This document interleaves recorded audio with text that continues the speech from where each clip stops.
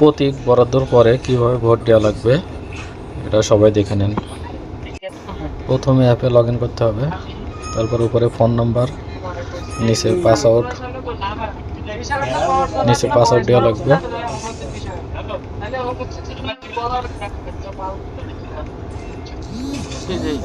করার পরেও কিছু লোক বলবে যে প্রবাসীদের ভোট 2 নম্বর, আসলেও কোনো কিছু নাই, এত সেফটি।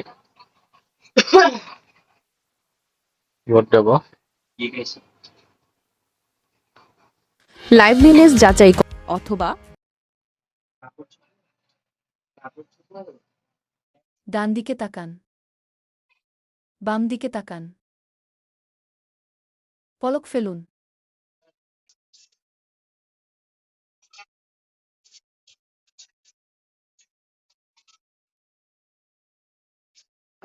এখান থেকে যদি ভালোভাবে ফেস নাই হয় আর নেটে সংযোগ না থাকে ভালো মতো, তাহলে সমস্যা হবে। যেভাবে প্রবাসীরা ভোট দিয়েছে দাঁড়িপাল্লায়, যদি জামাত না যেতে তাহলে মনে হয় না কেউ বাংলাদেশে যেতে পারবে প্রবাসীরা। চুয়াডাঙ্গা থেকে হাত পাকা দাঁড়িপাল্লা ধানের শীষ 3টা, এমন আছে 3টা প্রার্থী আছে। এখন ভোট দিয়ে দিই, দেখি। ভোট অলরেডি পেপারে দিয়ে দিছি, ঠিক আছে। এমন হচ্ছে মোবাইলে দেওয়ার সিস্টেম। ভোট দিলাম, জমা হচ্ছে। Ballot return video tutorial. প্রার্থী ও প্রতীক দেখা। প্রার্থী ও প্রতীক নির্ণয়ে একটি টিক অথবা ক্রস চিহ্ন দিন। মনে অবশ্যই দিয়ে রাখবেন, দিছে। একাধিক ঘরে চিহ্ন দিলে আপনার ভোটটি বাতিল হয়ে যাবে। অলরেডি ভোট হয়ে গেছে। এখন আগামীকাল বা পরশু পোস্ট অফিসে জমা দিয়ে দেবো, তারপরে এখান থেকে যাবে গা।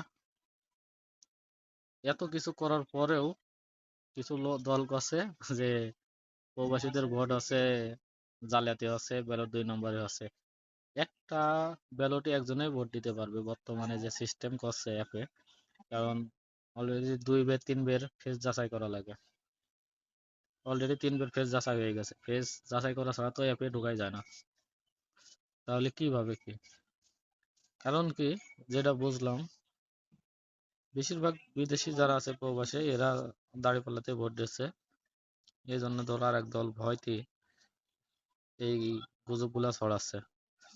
এখানে 2 নম্বর হওয়ার কোনো সিস্টেমই দেখছে না, যেভাবে সিকিউরিটি দিয়ে এরা।